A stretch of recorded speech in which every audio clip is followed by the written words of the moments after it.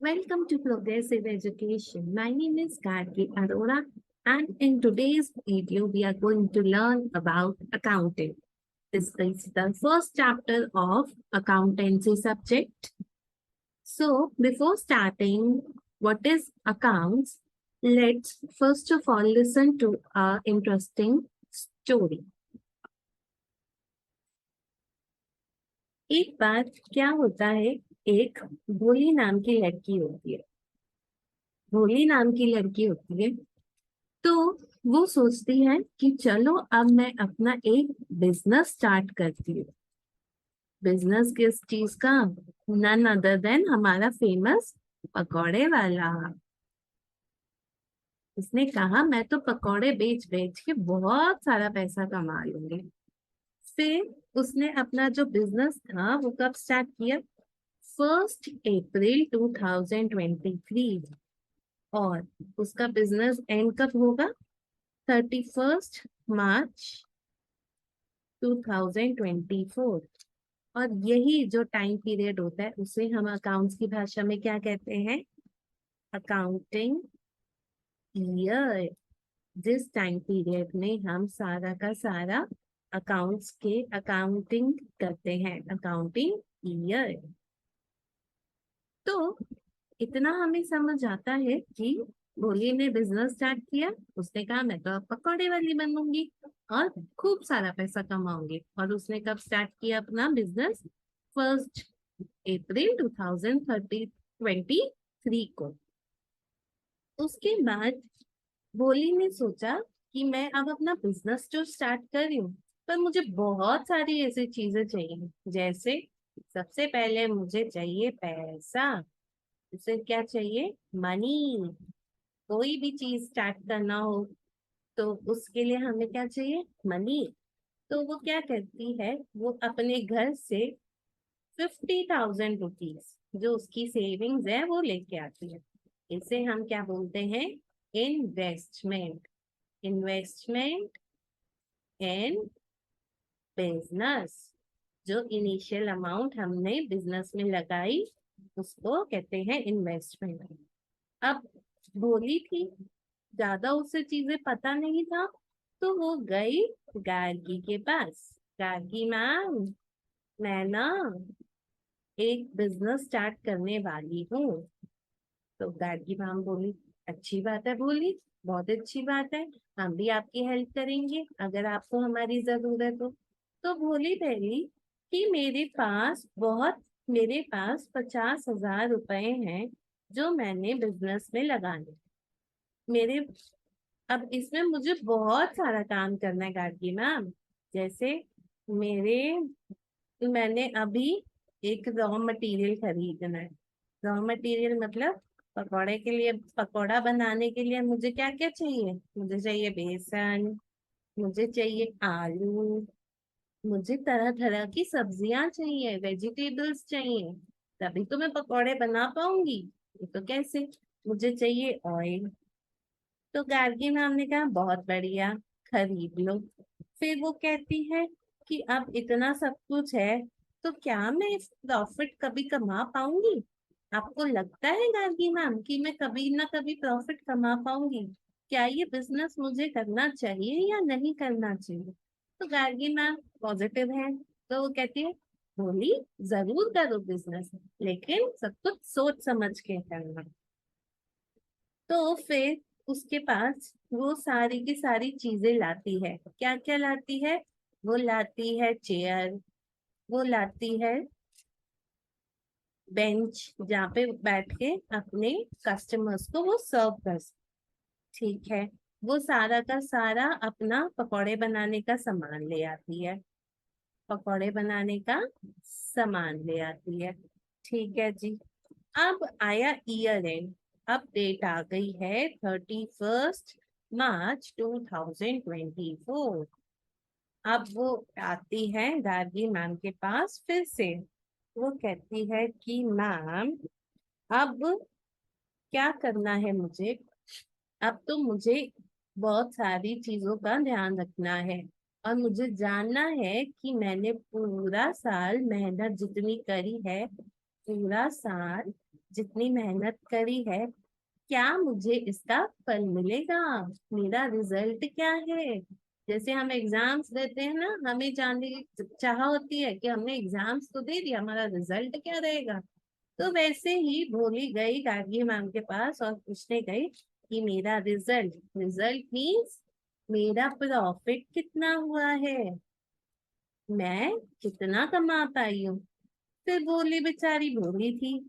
इसलिए फिर मैंने कहा, गार्गी मैम ने कहा कि बोली, तुम ऐसा करो, तुम अपने जितने भी आपके पास बिल्स हैं, आपने जितनी चीजें खरीदी, मतलब परचेज करी, आपने जितने पकौड़े बेचे, मतलब सेल्स करी, तो इन सब का लेखा जोखा, इन सब की जितने भी बिल्स हैं, जितने भी तुम्हारे पास इसके प्रूफ हैं कि तुमने क्या क्या खरीदा, क्या क्या बेचा, वो सब मेरे पास आके ले आओ। सारे की सारी चीजें मेरे पास ले आओ। ठीक है जी। तो इससे क्या पता लगा? इसका मतलब कि हमारा अकाउंटिंग का सबसे पहला स्टेप क्या है? Identify business transaction. अब गार्गी मैम ने कहा कि भोली, अपनी सारे के सारे बिल ले आओ और मुझे बताओ कौन कौन सी चीजें हैं। अब भोली क्या किया? भोली ले आई अपनी शॉप की रेंट की रिसीट। ठीक है जी, जहाँ पे वो अपने पकौड़े वाली का बिजनेस करती है। फिर वो ले आई कि जितने उसने पकौड़े बेचे हैं, पकौड़े की सेल्स की रिसीट, बिल ले आई। उसके बाद वो क्या ले आई? वो ले आई मोमोज, जो उसने खुद खाए थे। मोमोज के बिल ले आई। उसको मोमोज खाना बहुत पसंद था, लेकिन वो उसका बिजनेस नहीं करती थी। वो सिर्फ और सिर्फ पकौड़े बेचती थी, मोमोज नहीं बेचती थी। ये उसका खुद का खाना था, खुद खा लिया उसने, खुद की कंजम्पशन कर ली उसने, खुद की कंजम्पशन। तो अब मैंने उससे कहा कि भोली, जो जो चीजें तुम्हारे बिजनेस से रिलेटेड है, सिर्फ वही वही चीजें लाके दो मुझे। सिर्फ और सिर्फ बिजनेस से रिलेटेड ट्रांजैक्शन। ट्रांजैक्शन मीन्स कि आपका जो बिजनेस से रिलेटेड आपका सेल और परचेज हुआ है, या आपने कुछ इन्वेस्ट करा है, उससे रिलेटेड सिर्फ और सिर्फ एविडेंस लेकर आओ, प्रूफ लेकर आओ, या बिल लेकर आओ। भोली कहती, ठीक है। अब तो हम आइडल फर्स्ट, हमारा जो अकाउंटिंग का स्टेप होता है वो क्या होता है? Identify business transaction. कि जो भी बिजनेस से रिलेटेड हमारी ट्रांजैक्शन है, सिर्फ और सिर्फ उसी को हम रिकॉर्ड करते हैं। फिर उसके बाद स्टेप 2, स्टेप 2 हमारा होता है measure in terms of money. Measure in terms of money. अब भोली फिर से परेशान, तो भोली फिर से परेशान हो गई। अब वो भोली ने क्या किया? अब वो एक दिन का मुझे किस्सा सुनाने लगे। कहती कि एक दिन मेरी मम्मा मेरे पकौड़े वाली पे आई, और उन्होंने मेरे लिए भोली के लिए बहुत सारे पकौड़े बनाए और उसे खिला दिए। मेरे लिए मतलब भोली के लिए बहुत सारे क्या बनाए? पकौड़े। अब वो कहती कि उस दिन मैंने अपने शेफ को, जो मेरा शेफ पकौड़े बनाता है, उसको मम्मा ने कर दिया आउट, और खुद बनाने लग गई मम्मी। और सारे जितने पकौड़े बनाए सिर्फ और सिर्फ मुझे खिलाए, और किसी को हमने नहीं बेचे, सेल नहीं करी। इसका मतलब उस दिन हमने सेल नहीं करी। ठीक है। अब मम्मी तो बड़ी प्यारी होती है, मम्मी ने तो खिला दिया हमको। अब भोली परेशान।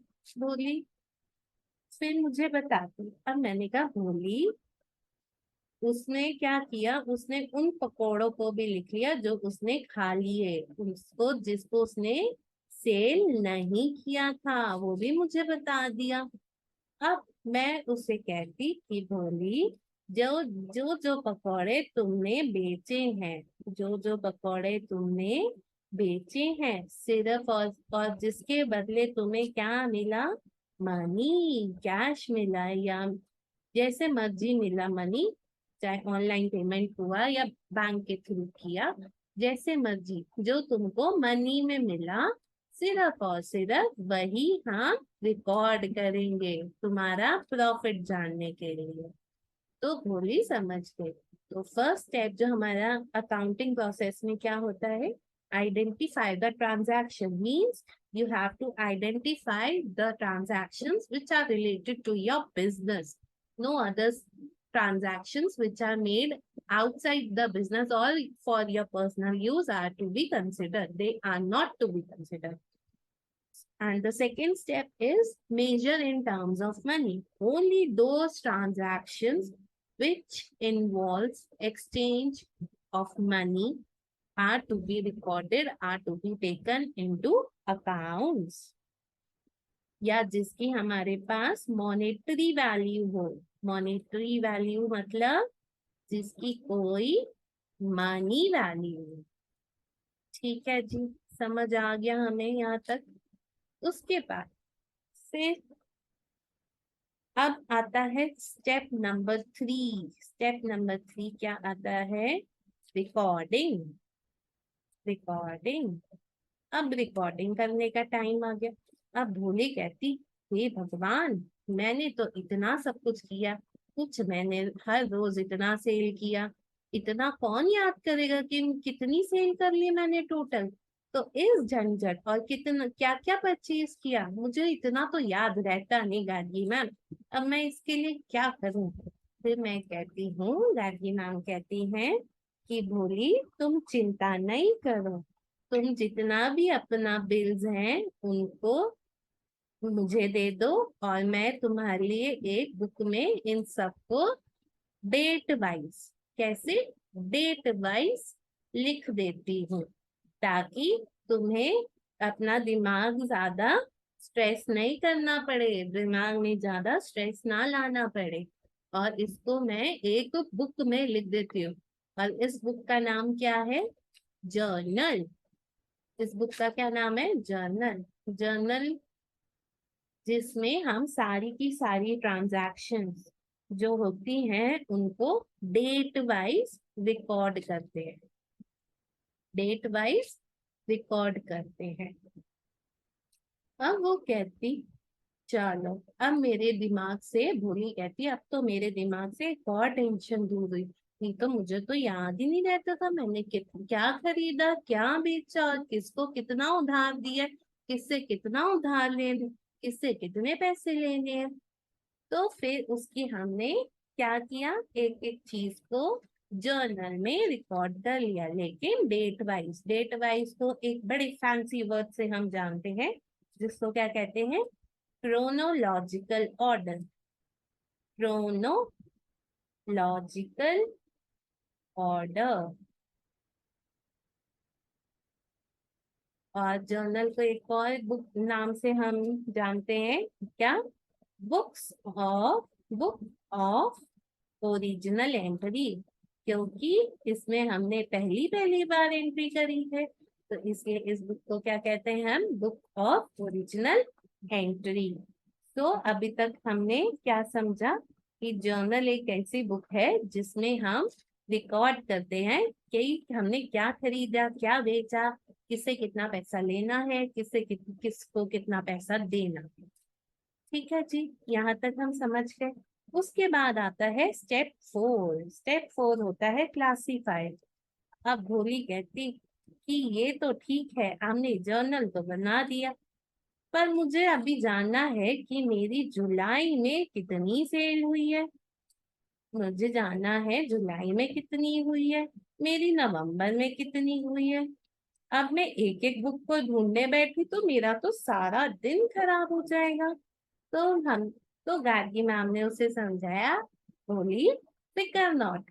इस सब से जूझने के लिए हम क्या बनाते हैं? हम बनाते हैं लेजर। लेजर क्या है? अब लेजर में हम एक ऐसी बुक है, लेजर ऐसी बुक है जिसमें हम एक एक अकाउंट को अलग अलग तरीके से बना देते हैं।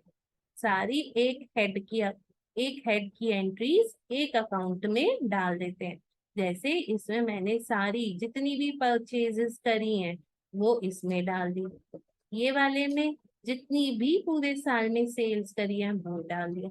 अब किस किस से मुझे पैसा लेना है, यहाँ पे मैंने वो डाल दिया कि मुझे किस किस से कितना पैसा लेना है और कितना फर्नीचर मैंने लिया और बेचा, जो लिया अपनी इन्वेस्टमेंट के तौर पे, वो सब कुछ। तो अब क्या हुआ? अब भोली कहती ये तो बड़ा अच्छा काम किया आपने गार्गी मैम। तो उसने सेल्स वाला अकाउंट खोला और जुलाई और नवंबर की सारी एंट्रीज देख के उसको आसानी से उसने पता लगा लिया। सो क्लासिफाइंग में क्या कहते हैं? In the process of classifying we make ledgers from the by looking, yeah, by transferring the entries from journal into ledgers। तो जर्नल से हम जितनी भी एक हेड के अंदर जितनी भी ट्रांजैक्शन आती हैं उसको एक हेड में एक अकाउंट के अंदर डाल देते हैं। ठीक है जी, ये भी समझ आ गया। अब इसके बाद कहती भोली ठीक है मैम, आपने तो मेरी बहुत हेल्प कर दी। अब एक फिर अगले दिन भोली आई, बोली बोली कि मुझे तो जानना है कि आपने तो बताया ही नहीं मैम कि मुझे प्रॉफिट कैसे पता लगेगा। प्रॉफिट का क्या होगा मेरा? आपने प्रॉफिट तो अभी तक मुझे नहीं बताया। तो मैंने कहा फिकर नॉट भोली, हम अभी इसको और आगे ले जाएंगे। हम क्या करेंगे? हम इसको समराइज करेंगे। हमने लेजर बना लिया, इसके बाद हम क्या करेंगे? हम समराइज करेंगे। समराइज का मतलब इसको जितना भी हमने इतने सारे लेजर्स हैं इन सबका टोटल करके एक प्यारी सी बढ़िया सी स्टेटमेंट बना देंगे। और इस स्टेटमेंट का हमने क्या नाम रखा है? Trial balance. ट्रायल बैलेंस में क्या है कि जितने भी हमने लेजर्स बनाए उन सबका टोटल, उन सबको बैलेंस करके, जो आप नेक्स्ट आने वाले चैप्टर्स में पढ़ेंगे, उन सबको हमने एक स्टेटमेंट एक पेज के ऊपर लिख दिया। अब भूली खुश, फिर कहती क्या इससे मुझे प्रॉफिट पता लग पाएगा? गायत्री मैम कहती नहीं भोली, ट्रायल बैलेंस से नहीं, इसके लिए हमें और भी कुछ बनाना पड़ेगा। तो भोली पूछी क्या बनाना पड़ेगा? तो गार्गी मैम ने बताया हमें ट्रेडिंग एंड पीएनएल अकाउंट बनाना पड़ेगा। Trading and PNL account. अब वो कहती है पीएनएल क्या होता है? पीएनएल का मतलब है प्रॉफिट एंड लॉस अकाउंट बनाना पड़ेगा। Profit and loss account. अभी एसी क्या है? एसी का मतलब होता है अकाउंट। अकाउंट की शॉर्ट फॉर्म होती है एसी, जो हम यूज करते हैं। लेकिन आपको एग्जाम में पूरा अकाउंट ही लिखना है, एसी मत लिख के आ जाना। ठीक है। फिर उसके बाद ट्रेडिंग एंड पीएनएल अकाउंट बनाया और उसमें उसने जाना कि कितना मेरा प्रॉफिट है। भोली खुश, मैंने तो कमा लिया 5,000 का प्रॉफिट पहले साल में। फिर भोली हो गई खुश। ठीक है जी। अब भोली ने कहा कि सिर्फ 5,000 का प्रॉफिट क्यों कमाया? मैंने तो इतना सब कुछ किया, मैंने तो बहुत मेहनत करी और मैंने तो बहुत सारी सेल्स भी करी। तो फिर भोली ने क्या किया? भोली भोली ने किया कि अपनी जो बैल जो बैलेंस शीट, जो ट्रेडिंग एंड पीएनएल अकाउंट, इन सबको उसने पढ़ा। ट्रेडिंग एंड पीएनएल अकाउंट को पढ़ा, बैलेंस शीट को पढ़ा। ओफो, अब बच्चे सोच रहे हैं ये बैलेंस शीट और ट्रेडिंग अकाउंट किस चिड़िया का नाम है? तो ये आप आने वाले चैप्टर्स में जरूर पढ़ेंगे। अभी इतना समझ लीजिए कि बैलेंस शीट में आप असेट्स एंड लाइबिलिटीज के बारे में जानते हैं। असेट्स एंड लाइबिलिटीज में क्या है? असेट्स को आप सिंपल भाषा में बोल सकते हैं जो आपको बिजनेस करने में हेल्प करता है, और लाइबिलिटीज जो आपको पे करनी पड़ती है। अभी आपके लिए इतना जानना काफी है। अब एनालाइज और इंटरप्रिटेशन में क्या है? एनालाइज और इंटरप्रिटेशन में है कि कितना परफॉर्मेंस पूरा साल हमने किया, कि 5,000 कमाए जो बोली ने, वो उसको अगले साल कैसे 20,000 में कन्वर्ट करे, कि वो ज्यादा से ज्यादा प्रॉफिट कैसे बना पाए। मतलब उसने अपने पूरा का पूरा जितना साल भर काम किया उसको समझा, जाना, और उससे अपने आप को कैसे इम्प्रूव किया जाए, उसी को हम कहते हैं एनालिसिस एंड इंटरप्रिटेशन। और ये जनरली कौन करते हैं? सीए और मैनेजमेंट के काम आते हैं। सीए तो आपके लिए बनाता ही है, मैनेजमेंट आपकी करती है एनालिसिस एंड इंटरप्रिटेशन। जो इस केस में जो हम स्टोरी सुने उसमें भोली कर रही है कि उसने वो कैसे अपने प्रॉफिट को ज्यादा से ज्यादा कर सके। तो एनालिसिस एंड इंटरप्रिटेशन किसी चीज का, जैसे इसका एक और एग्जांपल आप ले सकते हैं। जैसे आपकी परफॉर्मेंस के लिए आपको जैसे 9th से 10th में आए, तो 10th का जब 9th का रिपोर्ट कार्ड मिला आपको, तो हमने देखा, आपके पेरेंट्स ने देखा कि आपने कहाँ कहाँ कैसे कैसे मार्क्स आए। फिर 10th का रिपोर्ट कार्ड देखा, उसमें देखा कितने कितने मार्क्स आए। फिर उन्होंने क्या किया, आपको आपकी परफॉर्मेंस को एनालाइज किया और फिर आपको कहा कि बेटा तुमने तो इंग्लिश में बहुत कम मार्क्स आए हैं और तुमने मैथ्स में तो बहुत अच्छा किया है। तो आप, आपके पेरेंट्स आपकी रिपोर्ट कार्ड को देखकर क्या बता रहे हैं? एनालाइज कर रहे हैं कि आपकी परफॉर्मेंस किस में कम हुई है, इंग्लिश में कम हुई है, और मैथ्स में आपकी परफॉर्मेंस इंप्रूव हुई है। तो उन्होंने एक आपको कंक्लूजन बताया कि आप मैथ्स में अच्छे हैं लेकिन इंग्लिश में अच्छे नहीं है। ठीक है। इसके बाद आता है हमारा 7th स्टेप, जो है हमारा लास्ट स्टेप, जो है कम्युनिकेशन। कम्युनिकेशन। अब भोले को पता लग गया कि भोले ने कहाँ उसकी दिक्कत आई थी, और उसने कैसे अपने आप को इम्प्रूव करना है ताकि वो अगले साल अपना अच्छा खासा प्रॉफिट बना सके। अब इसीलिए वो क्या गई, वो गई, उसने सोचा कि अब तो चलो मैं अपनी शॉप जो मेरी छोटी सी है उसको 2 कर लेती हूँ। तो वो गई मनी लेंडर के पास। मनी लेंडर कौन होता है? जो आपको मनी देता है, जो आपको लोन देता है। अब वो गई लोन के पास। अब उसने क्या किया, उसने अपने सारी की सारी जितनी भी उसकी अकाउंट्स थे वो उसको दिखाए।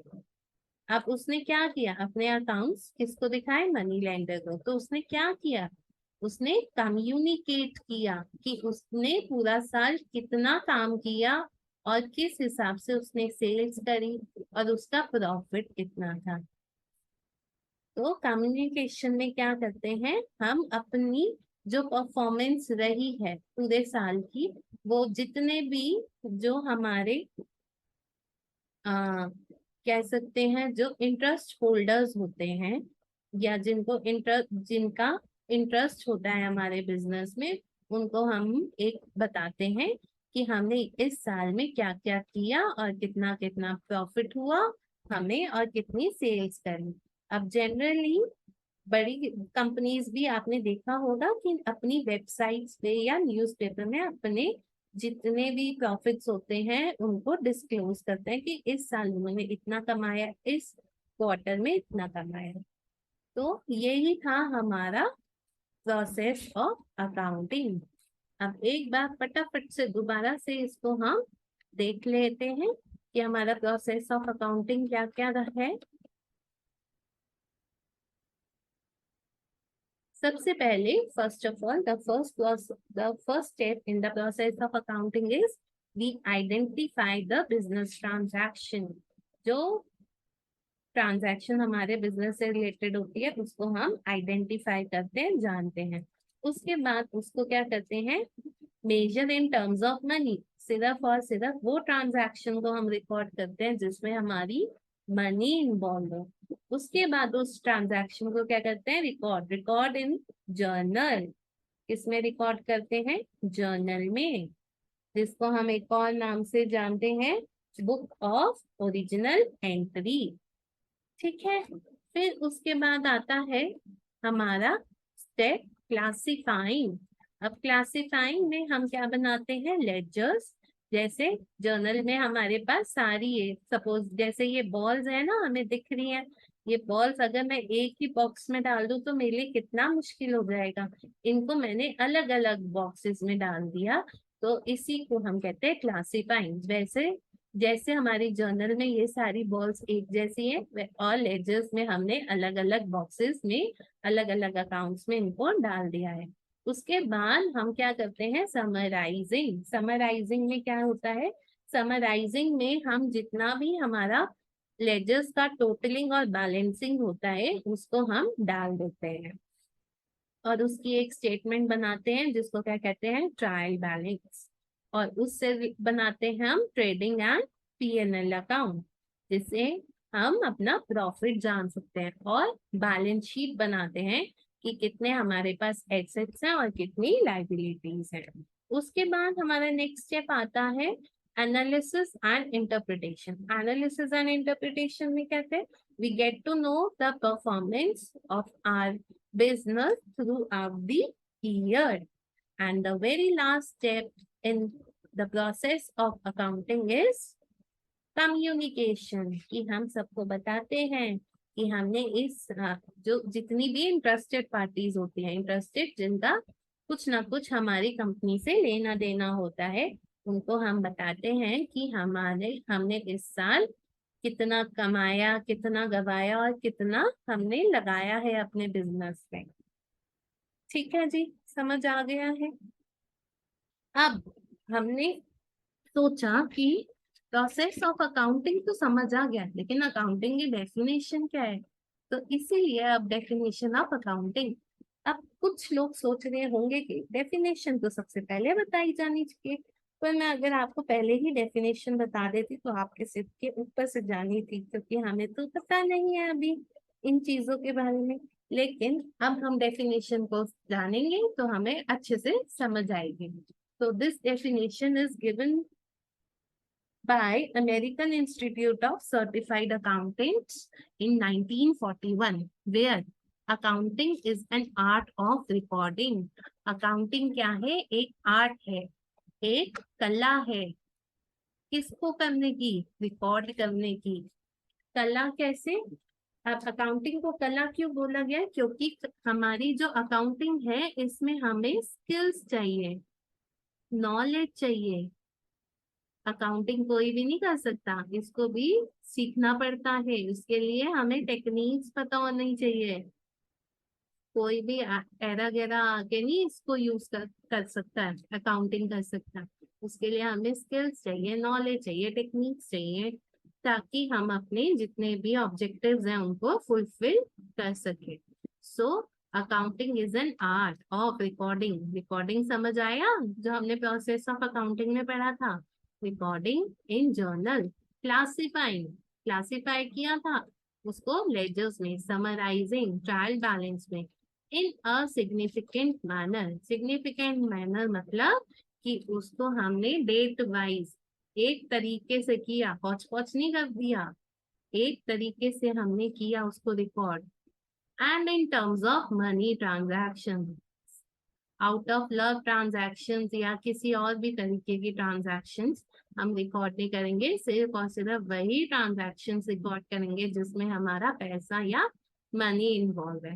एंड इवेंट्स, और इवेंट्स कोई भी इवेंट हुआ that are in part at least of a financial character, मतलब वही कि सिर्फ और सिर्फ मनी से रिलेटेड जो हमारी ट्रांजैक्शंस हैं उनको हमने रिकॉर्ड करना है। And interpreting the result thereof. Interpreting the result thereof का मतलब जो हमने पूरा साल किया उसको हमने समझा और जाना, मतलब एनालाइज किया। एनालाइज किया। तो interpreting the result thereof का मतलब कि जो हमने अकाउंट्स बनाए उनको हमने एनालाइज किया कि हमारी परफॉर्मेंस क्या रही। ठीक है। I hope this is clear to you. आज के लिए इतना ही रखते हैं। If you like the video give it a thumbs up and share it with your friends.